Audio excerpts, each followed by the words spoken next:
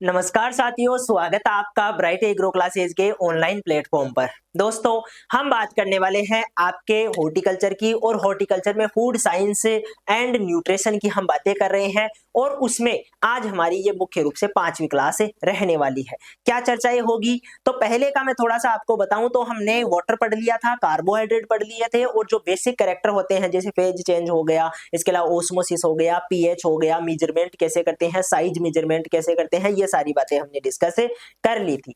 अब हम आगे बढ़ते हैं और अब बात करते हैं मुख्य रूप से प्रोटीन की। ठीक है, किसकी बात करते हैं? प्रोटीन की। ये आपका क्या होता है? एक घटक होता है। हम क्या कहते हैं कि मुख्य रूप से एक घटक होता है,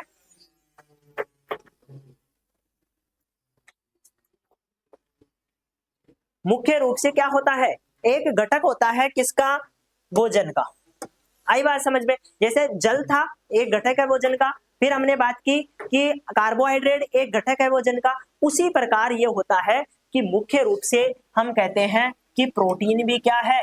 प्रोटीन भी आपके भोजन का एक घटक होता है। तो हम इनमें पढ़ते क्या क्या है? तो वही सारी चीजें हम पढ़ते हैं कि इनका काम क्या है, बॉडी में क्या काम करते हैं। दूसरा, हम इनका इंपोर्टेंस क्या है। ठीक है, इसके साथ में हम पढ़ते हैं कि इनकी संरचना क्या है, इनका क्लासिफिकेशन क्या है, वो हम पढ़ते हैं। और लास्ट में हम देखते हैं कि इनके सोर्स क्या क्या है। ठीक है, प्रोटीन कहाँ कहाँ से मिलती है हमें, वो सारी चीजें हम डिस्कस करते हैं। बात समझ में आ रही है क्या? ठीक है, एक बार मैं आवाज चेंज कर लेता हूँ, चेक कर लेता हूँ, उसके बाद में हम बातें करते हैं। चलो, सब ओके है। चलो आगे बात हम कर लेते हैं। यहाँ पर देखो, समझने वाली बात यह है कि जब हमने कार्बोहाइड्रेट की बात की तो हमने कहा कि कार्बोहाइड्रेट मुख्य रूप से ऊर्जा देने का काम करता है। क्या करता है? ऊर्जा देने का काम करता है। तो क्या सर प्रोटीन भी ऊर्जा देता है? तो हम ये कहते हैं कि हालांकि प्रोटीन ऊर्जा देता है, ऐसी कोई बात नहीं है। प्रोटीन का भी अपघटन होता है तो ऊर्जा मिलती है, लेकिन प्रोटीन का मुख्य काम वो नहीं है। ठीक है, शरीर में प्रोटीन का मुख्य काम ऊर्जा देना नहीं है। तो सर मुख्य काम क्या है? तो इसका मुख्य काम होता है शरीर का निर्माण करना। क्या करना? शरीर का,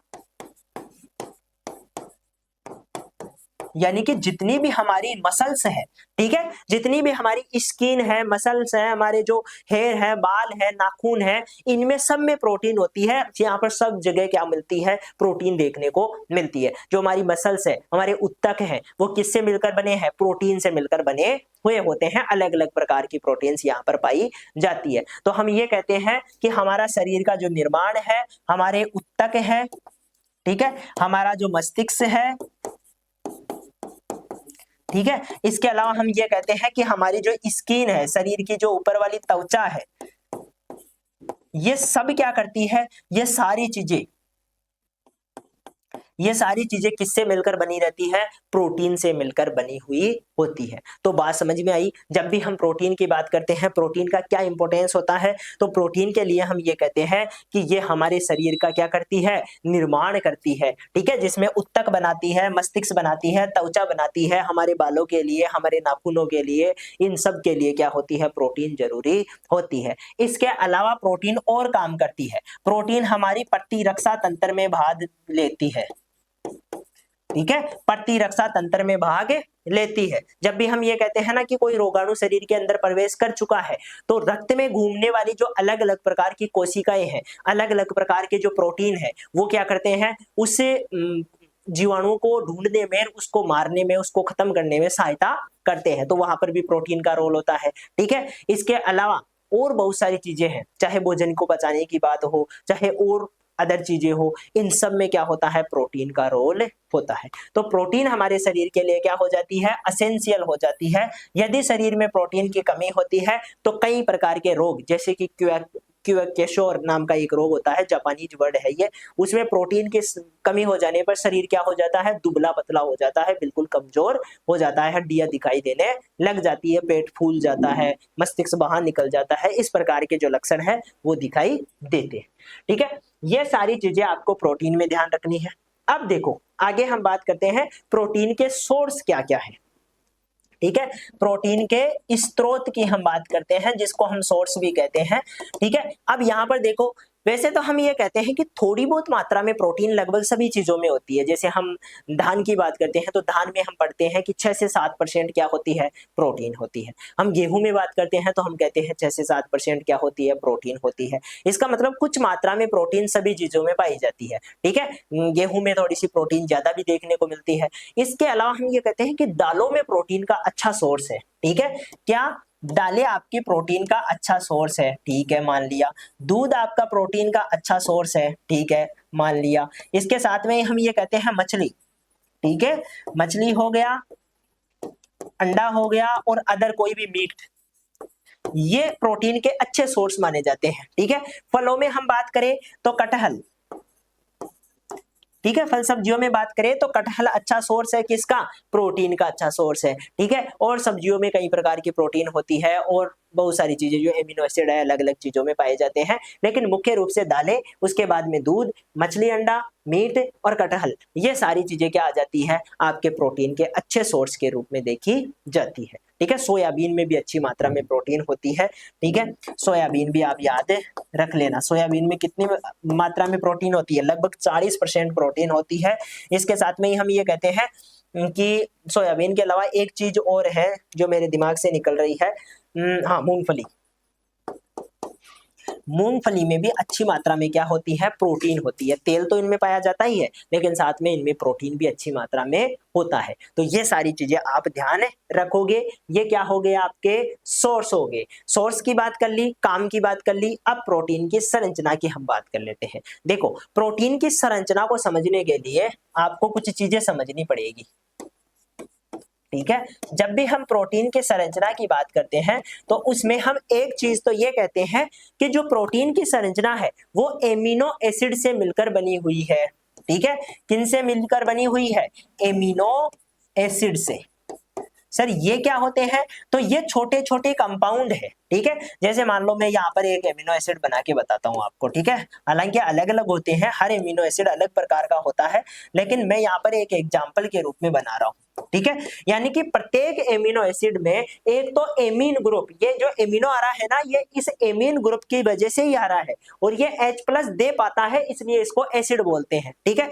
तो ऐसे ग्रुप जो कि कार्बोहाइड्रेट की एक लंबी श्रृंखला से जुड़े हुए एमीन के ग्रुप होते हैं, वो आपके एमिनो एसिड कहलाते हैं। क्या कहलाते हैं, एमिनो एसिड कहलाते हैं। और जब बहुत सारे एमिनो एसिड मिलते हैं तो प्रोटीन का निर्माण करते हैं। किसका निर्माण करते हैं, प्रोटीन का निर्माण करते हैं। हम ये कहते हैं कि हमारे शरीर में या प्रकृति में लगभग जो है आपके 20 प्रकार के एमिनो एसिड या इससे भी ज्यादा, ठीक है, मुख्य रूप से 20 प्रकार के एमिनो एसिड पाए जाते हैं, ठीक है। कितने प्रकार के पाए जा रहे हैं, 20 प्रकार के। इन 20 प्रकार के एमिनो एसिड्स में से जो है हम दो भागों में इनको बांट लेते हैं। एक है आवश्यक एमिनो एसिड और दूसरे होते हैं अनावश्यक एमिनो एसिड। दूसरे कौन से हैं, अनावश्यक एमिनो एसिड। आवश्यक के लिए हम ये कहते हैं कि इनका जो निर्माण है वो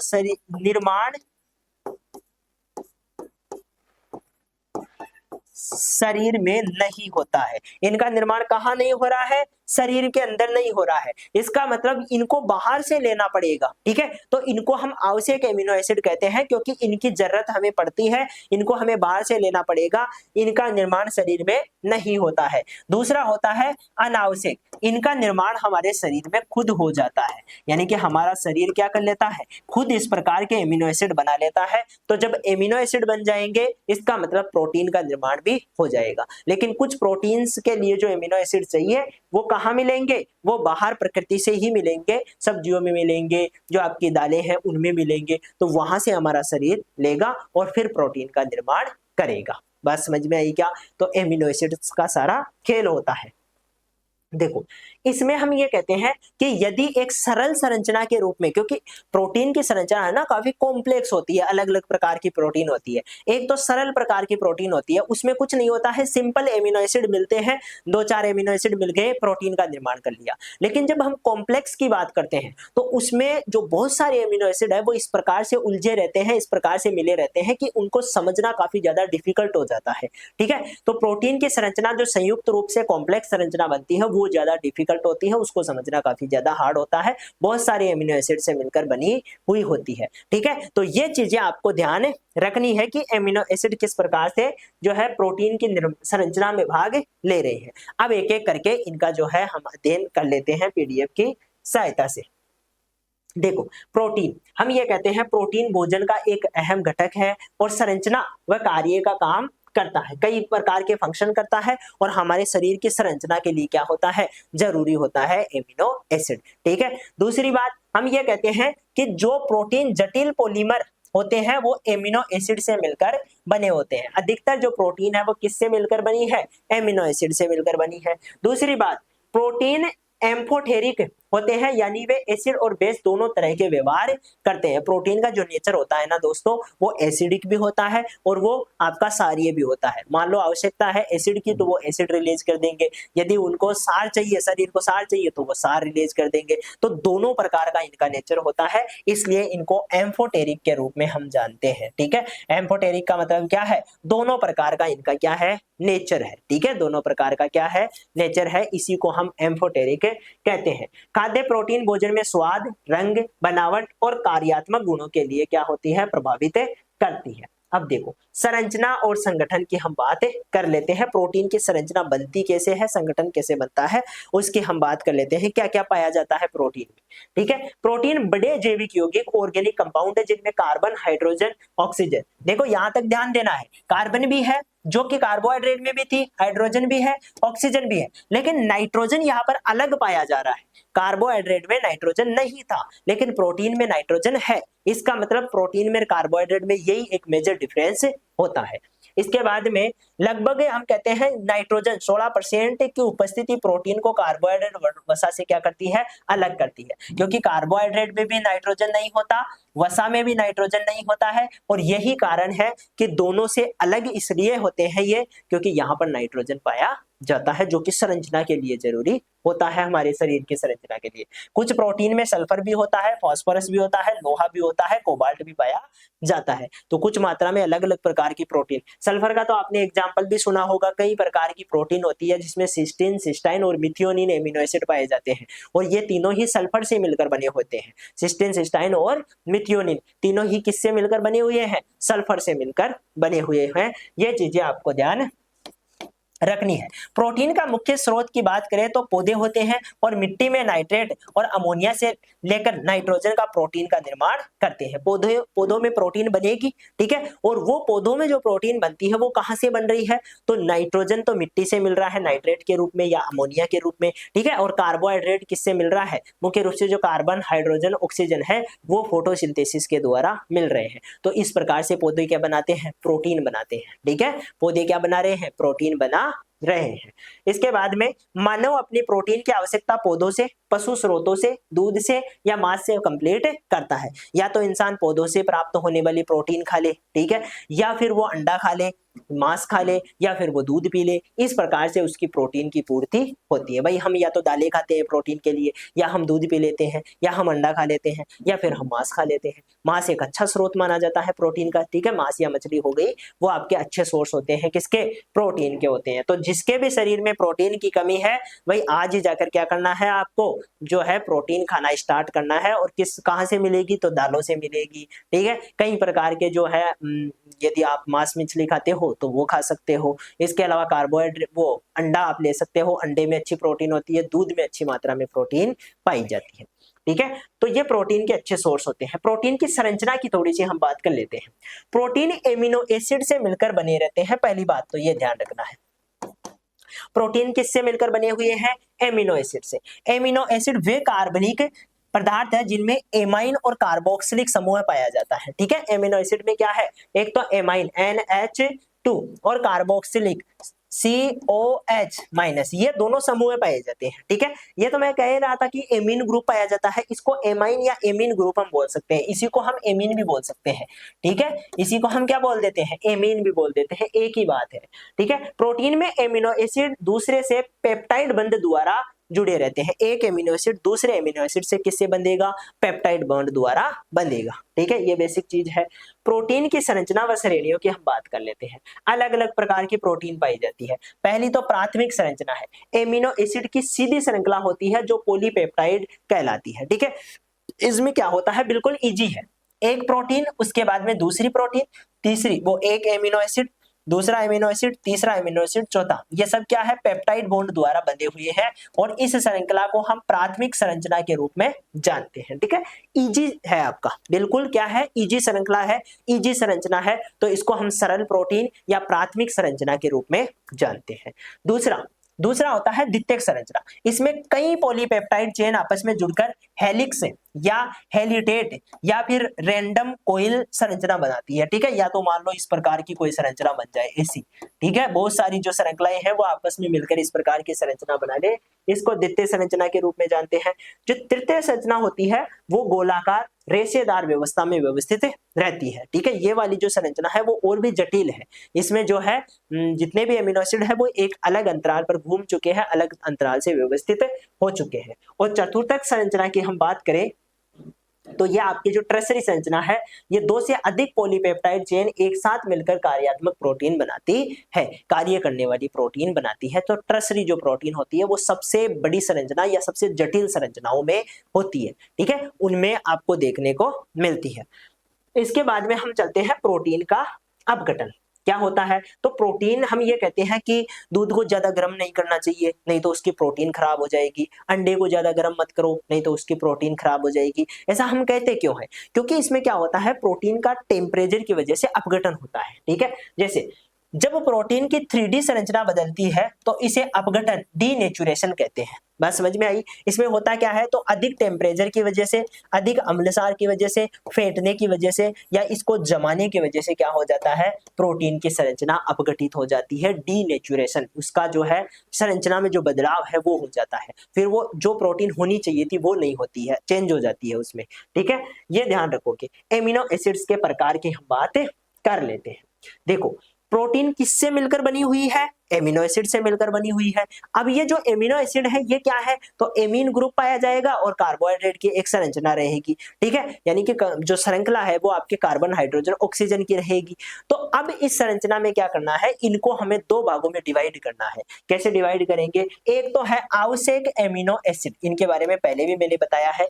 ये शरीर में क्या होते हैं? खुद नहीं बनते, इनको आहार से प्राप्त करना पड़ता है। इसका मतलब शरीर को इनकी आवश्यकता होगी और उस आवश्यकता की पूर्ति कहां से होगी? बाहर वाली चीजों से। जितना भी हम भोजन लेंगे उसमें हमें प्रोटीन लेनी है। ठीक है, यानी कि ये वाले एमिनो एसिड्स के लिए प्रोटीन खानी है।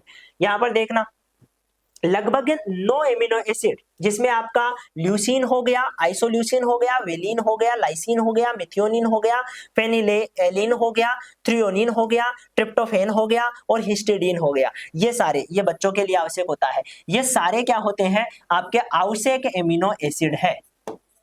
आवश्यक का मतलब इनको आपको लेना ही पड़ेगा बाहर से, नहीं तो शरीर में कमी हो जाएगी और फिर इनसे मिलकर बनने वाली जो प्रोटीन है उसकी शरीर में कमी हो जाएगी, तो विकास सही से नहीं हो पाएगा। इसलिए आवश्यक जो एमिनो एसिड है उनको बाहर से लेना होगा और उनको लेने के लिए हमें प्लांट जो बेस्ड चीजें हैं वो या एनिमल बेस्ड चीजें हमें खानी ही पड़ेगी। ठीक है, दूसरी बात, जो अर्ध आवश्यक एमिनो एसिड है उसमें एक आर्जिनिन, हालांकि पहले ये जो कंसेप्ट हुआ करता था वो आवश्यक और अनावश्यक के रूप में दो ही हुआ करते थे, आजकल ये तीसरी कैटेगरी और ऐड कर दी गई है।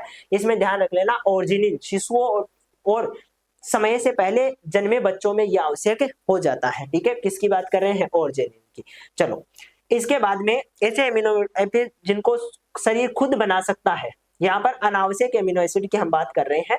ऐसे एमिनो एसिड जिनको शरीर क्या कर देता है?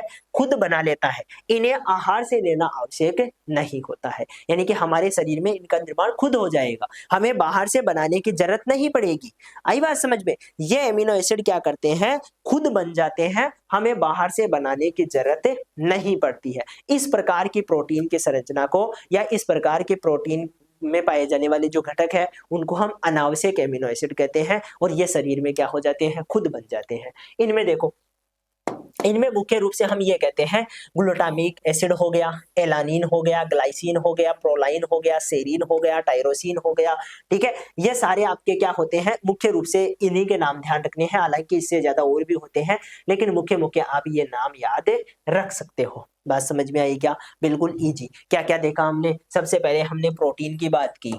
ठीक है, प्रोटीन क्या होती है? तो हमने कहा कि एमिनो एसिड्स की क्या होती है, एक श्रृंखला होती है जो कि शरीर के निर्माण के लिए जरूरी होती है। दूसरा हमने कहा कि प्रोटीन के क्या होते हैं, अलग अलग भाग होते हैं, जिनमें हमने कहा कि प्रोटीन की संरचनाओं की हमने बात की। एक सिंपल संरचना है जिसको हमने प्राथमिक संरचना कही, फिर द्वितीयक संरचना, फिर हमने कहा तृतीयक, और फिर हमने टर्सरी चतुर्थ संरचना कहा। ठीक है, इसमें यह सबसे सरल है और यह सबसे ज्यादा जटिल होती है। इसके बाद में हमने कहा कि संरचना के निर्माण के लिए एमिनो एसिड आवश्यक होते हैं। ठीक है, और एमिनो एसिड में दो प्रकार के एमिनो एसिड, आवश्यक एमिनो एसिड और जो है बिना आवश्यकता वाले एमिनो एसिड, अनावश्यक एमिनो एसिड पाए जाते हैं। ठीक है, आवश्यक कौन कौन से होते हैं ये बात की, और अनावश्यक कौन कौन से है ये बात की।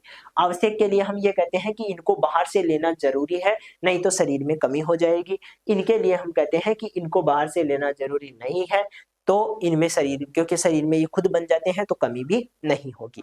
ठीक है, ये सारी चीजें क्लियर हो जाने के बाद में हम बात करते हैं प्रोटीन के सोर्स की। ठीक है, सोर्स में हम ये कहते हैं कि पौधे प्रोटीन के प्राथमिक सोर्स होते हैं। अधिकतर जो हमें प्रोटीन मिलती है, या मान लो हम जीवों से प्रोटीन प्राप्त कर रहे हैं, जिसमें हम ये कह रहे हैं कि हम मांस मछली भी खा रहे हैं, तो उनको प्रोटीन कहाँ से मिल रही है? ठीक है, उनको भी तो पेड़ पौधों से ही मिल रही है। जैसे हिरण है, अब हिरण को हम मान लो जो है मारकर उसका मांस खा लेते हैं, तो उसके मांस में प्रोटीन कहाँ से आई? वो भी तो आपके पेड़ पौधों से आ रही है।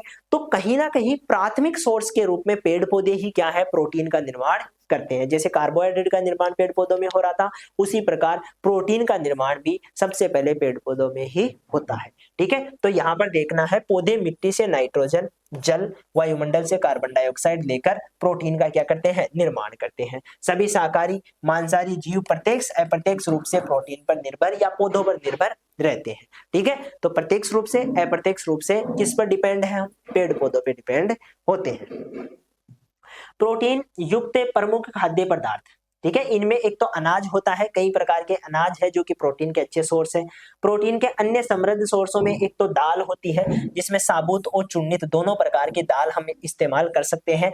एक तो जैसे आपके तिल हो गया, ठीक है, ये आपके चिकपी हो गया, बीन्स हो गए, लेंटिस हो गया, मसूर जिसको हम कहते हैं, ठीक है, चना जिसको कहते हैं, मटर जिसको कहते हैं, ये सारे हैं। नट और तिलहन की हम बात करें तो आलमंड हो गया, पीनट हो गया, सनफ्लावर सीड हो गए, ये सारे प्रोटीन के क्या होते हैं, अच्छे सोर्स माने जाते हैं। ठीक है, दालें तो हम खाते ही हैं, किसके लिए खाते हैं? प्रोटीन के लिए ही तो खाते हैं, तो दालों का उपयोग भी हमने देख लिया है। इसके बाद में दूध से बनने वाले पदार्थ, जितना भी चीज है, योगर्ट है, बटर है, या आपका दही है, ठीक है, ये सारे क्या होते हैं, प्रोटीन के अच्छे सोर्स माने जाते हैं। ठीक है, तभी तो हम दूध दही खाते हैं भाई। जो आपके जितने भी लोग मांसाहारी नहीं है, मांस नहीं खाते हैं, उनका मुख्य सोर्स प्रोटीन का क्या है? या तो दालें खाएंगे या दूध पिएंगे। ठीक है, तो दूध और दालों से क्या मिलती है? इनको प्रोटीन मिल जाती है। इसके बाद में आ जाता है एग की यदि हम बात करें, अंडों की बात करें, तो हम ये कहते हैं मछली, अंडों से भी प्रोटीन मिलती है, मछली हो गई, इसके अलावा मांस हो गया, इन सभी से भी अच्छी मात्रा में क्या मिलती है? प्रोटीन मिलती है। हाई क्वालिटी की जो प्रोटीन है वो यहाँ से मिल जाती है। फिर आ जाता है दूध, एक बहुउद्देश्य पशु आधारित प्रोटीन का स्रोत है, जिसमें हम ये कहते हैं कि यहाँ से हमें अलग अलग प्रकार की प्रोटीन और अलग अलग प्रकार के कार्बोहाइड्रेट, मुख्य रूप से लैक्टोज के रूप में, मांस मछलियां हो गई, इन सब की हम बातें कर चुके हैं। अब एक एक करके हम इनके फंक्शन की बात करेंगे। ठीक है, किसकी बात कर रहे हैं? कार्बोहाइड्रेट यानी कि प्रोटीन के फंक्शन की हम बातें कर रहे हैं। प्रोटीन क्या काम कर रही है? तो एक इंपॉर्टेंट काम तो मैंने स्टार्टिंग में ही आपको बता दिया कि ये जो शरीर बना हुआ है, इसका अधिकतर जो भाग बना है वो प्रोटीन से मिलकर ही बना है। ठीक है, कार्बोहाइड्रेट जो होता है वो ऊर्जा के रूप में काम करता है, वो शरीर में स्टोर है, लेकिन वो शरीर का निर्माण नहीं कर रहा है। फैट जो है हमारे शरीर में आकर जमा हो जाती है, लेकिन शरीर का निर्माण नहीं करती है। तो एक्चुअल में शरीर कैसे बनता है? तो हड्डियों से और प्रोटीन। हड्डियों में क्या है? मुख्य रूप से फास्फोरस है और आपका कैल्शियम है। और जब हम बात करते हैं अदर शरीर की, तो वहां पर क्या है? प्रोटीन है। ठीक है, तो ये जो सारा शरीर है ये हमारा अधिकतर किससे मिलकर बना हुआ है? प्रोटीन से मिलकर बना है। ठीक है, तो हम ये कहते हैं कि कुछ प्रोटीन जो होती है वो एंजाइम के रूप में काम करती है। ठीक है, कुछ प्रोटीन क्या होती है? एंजाइम, क्योंकि एंजाइम खुद एक प्रोटीन होते हैं। बात समझ में आई क्या? एंजाइम खुद क्या होते हैं, एक तरह के प्रोटीन ही होते हैं। जैसे आपके हम कहते हैं कि पेट में पाया जो आपके पेट होता है उसमें कई प्रकार के एंजाइम जो कि भोजन को पचाने के लिए जरूरी होते हैं, वो यहाँ से रिलीज होते हैं। ठीक है, अब वो रिलीज होंगे तो वो मुख्य रूप से क्या है, एक प्रोटीन का सोर्स है। ठीक है, यानी कि वो खुद एक प्रोटीन है। जो एंजाइम होते हैं वो खुद एक प्रोटीन के रूप में। अब प्रोटीन नहीं रहेगी तो एंजाइम नहीं बनेंगे, एंजाइम नहीं बनेंगे तो भोजन का पाचन नहीं होगा, इसलिए प्रोटीन जरूरी है। इसके बाद में हार्मोन की हम बात करते हैं। हार्मोन भी एक तरह के क्या होते हैं, प्रोटीन ही होते हैं। हमारे जो इमोशंस है, हमारा जो शरीर का संतुलन है, उसको बनाए रखने के लिए हार्मोन्स काम करते हैं। ठीक है, और ये जो हार्मोन है ये हमारे क्या होते हैं, प्रोटीन ही होते हैं। इसके बाद में आ जाओ जीन अभिव्यक्ति को नियंत्रित करने के लिए, चाहे प्रोटीन हो, चाहे डीएनए हो, चाहे आरएनए के अणु हो, ये सभी क्या होते हैं, प्रोटीन से मिलकर ही बने होते हैं। और जब हम जीन की बात करते हैं तो जीन एक पीढ़ी से दूसरी पीढ़ी में जाती है तो वो प्रोटीन से मिलकर बनी हुई होती है। ठीक है, तो गुणों को एक पीढ़ी से दूसरी पीढ़ी में ले जाने में भी प्रोटीन का क्या होता है, रोल होता है। इसके बाद में परिवहन में सहायता करती है। हीमोग्लोबिन जैसी प्रोटीन जो है रक्त में पाई जाती है। ठीक है, और ये क्या करती है, ऑक्सीजन को पहुंचा रही है, कहां पर, हमारे शरीर की सभी कोशिकाओं तक ऑक्सीजन को पहुंचाने का काम करती है। और ये काम किसका है, हीमोग्लोबिन का है। और हीमोग्लोबिन क्या है, एक तरह की प्रोटीन है। ठीक है, इसके बाद में लिपोप्रोटीन, ये सारी आ गई, सुरक्षा का काम करती है। जब भी हमारे शरीर में जो है कोई रोग कारक एंटर करता है, ठीक है, तो जो आपके इम्यूनोग्लोबिन होती है, ठीक है, इम्यून सिस्टम को मजबूत करने वाली प्रोटीन, वो प्रोटीन क्या करती है, उसको ढूंढती है, उस संक्रमण को ढूंढती है, उसको नष्ट करती है, उसको मारती है। ये सारे काम किसके होते हैं, इम्यूनोग्लोबिन के। संरचना को मजबूत और लोच प्रदान करना, जैसे हमारे कई अंग है जो कि फ्लेक्सिबल होते हैं, बिल्कुल ऐसे फ्लेक्सिबल है, क्यों है, जैसे कान है बिल्कुल ऐसे फ्लेक्सिबल है, क्यों है भाई, इसमें ऐसा क्या है, तो ये जो इलास्टिन प्रोटीन होती है उसकी वजह से ऐसा होता है। ठीक है, तो जो इस प्रकार की प्रोटीन है ये हमारे शरीर को लचीलापन प्रदान करती है, हम मूवमेंट कर पाते हैं। ठीक है, मान लो प्रोटीन नहीं होती तो हम हड्डियों के एक ढांचे होते, ठीक है, और हड्डियां कभी भी मूवमेंट नहीं कर पाती, हड्डियां बिल्कुल सीधी एक जगह ही होती। अब वो हमारा जो शरीर होता वो एक पुतले की तरह चलता। ठीक है, किसकी तरह चलता, कोई रोबोट होता है ना, रोबोट में भाई इतना लचीलापन नहीं होता है, वो इतनी एक्टिविटी नहीं कर पाता है, तो रोबोट क्या करता है, ऐसे सीधा बिल्कुल ऐसे उसकी तरह चलता है, बिल्कुल एक सिस्टम की तरह। ठीक है, लेकिन शरीर वैसे नहीं चलता है, शरीर में क्या होता है, लचीलापन ज्यादा होता है, उसमें फुर्ती होती है। तो ये फुर्ती किसकी वजह से आ रही है, प्रोटीन की वजह से आ रही है। कोलेजन हो गई, इलास्टिन प्रोटीन हो गई, ये क्या करती है, शरीर को लचकदार बनाती है। ठीक है, ये चीज आप ध्यान रखोगे। पोषण के रूप में इसके साथ में ही अंडे से सफेद भाग में मौजूद जो आपके ओव्यूल्यूबिन प्रोटीन है, दूध में उपस्थित जो केसीन प्रोटीन है, ये हमारा पोषण प्रदान करती है। प्लाज्मा के प्रासरण दाब को बनाए रखने में, पेशी संकुचन में, ये सारे काम किसके हैं, प्रोटीन के ही है। चाहे पेशियों का संकुचन हो, पेशियों का सिकुड़ना हो या दूर जाना हो। अब बचता है एक और चीज जो कि आपका लास्ट रह जाता है। एक तो हमने क्या किया था, स्टार्टिंग में प्रोटीन की संरचना पढ़ी थी। ठीक है, क्या पढ़ी थी, प्रोटीन की संरचना हमने पढ़ी थी। अब हम प्रोटीन के प्रकार पढ़ रहे हैं। ठीक है, प्रोटीन की संरचना में हमने 4 प्रकार की प्रोटीन कही। प्राथमिक बिल्कुल सिंपल इजी संरचना है, दूसरी जो है थोड़ी जटिल संरचना है, लेकिन टर्सरी सबसे ज्यादा जो है जटिल संरचना है और ये कार्यात्मक इकाई के रूप में काम करती है। ठीक है, जैसे हीमोग्लोबिन क्या है, एक टर्सरी प्रकार की प्रोटीन है। ठीक है, ये अपना खुद का काम करती है, तो ये जब कॉम्प्लेक्स होती है तभी खुद काम कर पाती है। तो इस प्रकार की संरचनाएं आपके टर्सरी में आ जाती है।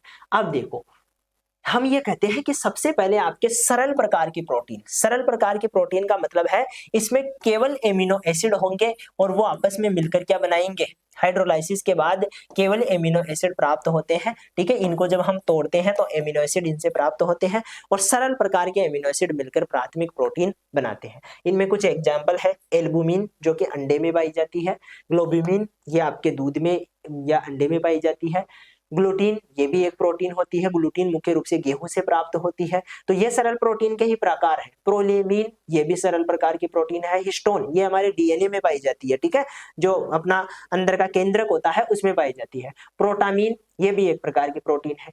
एल्ब्यूमिनोसाइड मिनोसाइड ये भी क्या है, एकल प्रकार की प्रोटीन है। दूसरा हो गया संयुक्त प्रोटीन, इसमें क्या होगा, तो इसमें सिंपल प्रकार की प्रोटीन के साथ साथ गैर प्रोटीन पदार्थ, यानी कि एक तो प्रोटीन मुख्य रूप से प्रोटीन का भाग एमिनो एसिड है और इसके साथ में अदर पदार्थ उससे कॉम्प्लेक्स रूप से जुड़ जाते हैं। ठीक है। और इस प्रकार की संरचना को हम कहते हैं आपके क्या हो गया, ये संयुक्त प्रकार की प्रोटीन हो गई, ठीक है। इसमें सिर्फ प्रोटीन नहीं है, प्रोटीन के साथ अदर पदार्थ भी इसमें मिला हुआ है और इस संरचना को, इस प्रकार को प्रोटीन को हम क्या बोलते हैं, संयुक्त प्रोटीन के रूप में जानते हैं। देखो एग्जाम्पल से समझ में आएगा, न्यूक्लियोप्रोटीन यानी कि प्रोटीन तो है और साथ में क्या है, डीएनए आरएनए यानी कि न्यूक्लिक एसिड। अब न्यूक्लिक एसिड के साथ मिलकर प्रोटीन बन रही है, ठीक है, तो उसको हम क्या बोल देते हैं, हम न्यूक्लियोप्रोटीन। जैसे आपका क्रोमेटिन क्या है, एक न्यूक्लियोप्रोटीन है, कोशिका में पाया जाता है, कोशिका के केंद्रक में होते हैं और ये डीएनए से और प्रोटीन से मिलकर बनी हुई है। इसका मतलब डीएनए क्या हो गया, न्यूक्लिक एसिड हो गया, और प्रोटीन क्या हो गई, अलग प्रकार की चीज हो गई। दोनों मिलकर क्या बनाती है, संयुक्त प्रोटीन बनाते हैं, जिसको हम क्रोमेटिन कह रहे हैं। दूसरा है ग्लाइकोप्रोटीन। अब देखो नाम से ही पता चल रहा है, ग्लाइको का अर्थ होता है कार्बोहाइड्रेट, ठीक है, और प्रोटीन का अर्थ है सामान्य प्रोटीन। तो यहां पर क्या होता है, कार्बोहाइड्रेट मिल जाता है, ठीक है, कार्बोहाइड्रेट के साथ मिलता है प्रोटीन और इससे बनता है म्यूसिन, जो कि आपके लार में पाई जाती है। अब ये म्यूसिन क्या है, तो इसमें मुख्य रूप से दो चीजें हैं, एक तो इसमें कार्बोहाइड्रेट भी है और दूसरा इसमें प्रोटीन, जो संयुक्त प्रोटीन है, सरल प्रोटीन है, वो भी पाई जा रही है। दोनों मिलकर क्या बनाती है, लार में पाई जाने वाली म्यूसिन बनाती है, ठीक है। तो ये म्यूसिन क्या है, दो प्रकार की प्रोटीन से मिलकर, दो प्रकार की चीजों से मिलकर बनी हुई प्रोटीन है, जो कि एक तरह की संयुक्त प्रोटीन है। इसके और भी एग्जांपल है, लिपोप्रोटीन, यानी कि इसमें क्या होगा, लिपिड होगा और साथ में प्रोटीन होगा। लिपिड के रूप में कोलेस्ट्रॉल, फास्फोलिपिड और फैटी एसिड, ये सब जुड़कर क्या बनाते हैं, ये आपके लिपोप्रोटीन बनाते हैं। फिर आ गया फॉस्फोप्रोटीन। जब फॉस्फोरिक एसिड प्रोटीन के साथ में जुड़ जाता है तो उसको फॉस्फोप्रोटीन कहते हैं, जैसे कि आपका केसीन हो गया। अब केसीन में क्या है, ये एक तरह की प्रोटीन है लेकिन इसमें फॉस्फेट ग्रुप भी शामिल है, ठीक है, सामान्य प्रोटीन है और फॉस्फेट ग्रुप भी शामिल है, ठीक है। फिर आ गया मेटालोप्रोटीन। मेटालोप्रोटीन का मतलब है इसमें धातुएं भी पाई जाती है, जो मेटल्स है, ठीक है। मेटल का अर्थ क्या होता है, धातु, तो इसमें क्या होती है, मुख्य रूप से धातुएं भी पाई जाती है। जैसे आयरन है, आयरन के साथ में ग्लोबिन प्रोटीन बन गई, हीमोग्लोबिन बन गया, ठीक है। इसमें एग्जांपल भी दे रखा होगा, यहाँ पर नहीं दे रखा है। हीमोग्लोबिन भी इसी का एग्जाम्पल होता है, ठीक है। जैसे यहाँ पर कॉपर युक्त जो है इसको हमने सेरुलोप्लास्मिन कहा, ठीक है, उसी प्रकार हीमोग्लोबिन एक प्रोटीन होती है जो रक्त में पाई जाती है। अब उसमें आयरन है, ठीक है, प्लस उसमें साधारण प्रोटीन है, दोनों मिलकर क्या बना रहे हैं, हीमोग्लोबिन बना रहे हैं, ठीक है। उसके बाद में क्रोमोप्रोटीन आ गया, यानी कि वर्णक प्लस प्रोटीन। तो कलर होगा, एक तो रंग होगा और साथ में प्रोटीन होंगे, उसको हम क्या बोल देंगे, क्रोमोप्रोटीन बोल देंगे, ठीक है। ये आपका हीमोग्लोबिन इसमें आ गया, ठीक है। इसमें क्या हो गया, क्रोमोप्रोटीन में ये आ गया। तो ये जो है आपकी दूसरी प्रकार हो गया संयुक्त प्रोटीन। एक लास्ट छोटा सा प्रकार और बचता है जिसको हम कहते हैं डेराइव प्रोटीन। ये क्या है, तो ये प्रोटीन साधारणतः सिंपल रूप से संयुक्त कंजुगेटिव प्रोटीन से गर्मी, एंजाइम या रासायनिक क्रिया द्वारा बनती है। बनती तो ये साधारण या संयुक्त प्रोटीन से ही है, लेकिन किसके कारण बनती है, या तो मान लो ज्यादा टेम्परेचर मिल जाए, या कोई एंजाइमिक क्रिया हो जाए, या कोई रासायनिक क्रिया हो जाए, इनकी वजह से क्या होता है, ये तीसरे प्रकार की प्रोटीन बनती है, डेराइव प्रोटीन, ठीक है। बन रही किससे है, तो प्राथमिक से और द्वितीयक जो आपकी संयुक्त प्रोटीन है उसी से मिलकर बन रही है, लेकिन बन कैसे रही है, टेम्परेचर की वजह से, एंजाइम की वजह से, या कोई रासायनिक अभिक्रिया हो जाने की वजह से, ठीक है। ये चीज आप ध्यान रखोगे। प्राथमिक उत्पन्न प्रोटीन, इसका एग्जाम्पल ध्यान रखना है, मेटा प्रोटीन हो गई, और द्वितीयक में आपको एक दो एग्जाम्पल द्वितीयक में ध्यान रखना है, ठीक है। पेप्टोन होता है, पेप्टाइड्स होते हैं, ये सारे क्या है, द्वितीयक प्रोटीन के रूप में, द्वितीयक जो डेराइव प्रोटीन है उसके रूप में होते हैं।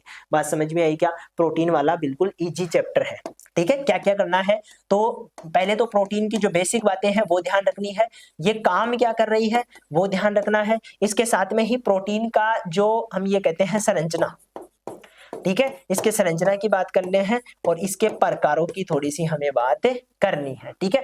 और इसके लास्ट में बच जाते हैं स्रोत, सोर्स क्या क्या है, ठीक है। सोर्स में दालों की बात करते हैं, अंडे की बात करते हैं, मांस की बात करते हैं। कामों में हम कहते हैं शरीर का निर्माण, रोगों से बचाना और बहुत सारे काम जो है, परिवहन का काम, ये सारे छोटे मोटे जो काम है अधिकतर काम प्रोटीन द्वारा ही हो रही है। संरचना की बात करें तो इसमें प्राथमिक संरचना, द्वितीयक, तृतीयक और चतुर्थ संरचना होती है। प्रकार की बातें करें तो 3 प्रकार होते हैं, जिसमें हम कह रहे थे एक सिंपल प्रोटीन है, एक कंजुगेटेड है, एक डेराइव प्रोटीन है, ठीक है। इस प्रकार से इनका जो है सबका आपको रिवीजन करना है, सारी चीजें आपको यहां से क्लियर करनी है और बिल्कुल शॉर्ट में, ठीक है, ऐसा नहीं है कि सारी चीजों को आप बिल्कुल डिटेल में पढ़ते जा रहे हो, बिल्कुल शॉर्ट में आपको स्वीट में पढ़ना है और सारी चीजें आपको वहां पे लिख के आना है। प्रोटीन में से और कार्बोहाइड्रेट में से पक्का आपको क्वेश्चन देखने को मिलेगा, चाहे कार्बोहाइड्रेट के सोर्स पूछ ले, उसका क्लासिफिकेशन पूछ ले और उसके आपको कुछ एग्जांपल्स पूछ ले, या प्रोटीन के सोर्स, उसके कार्य, उसका क्लासिफिकेशन। और ये भी नहीं है कि छोटा क्वेश्चन की बात कर रहा हूं मैं, बड़ा क्वेश्चन आएगा इसमें से पक्का।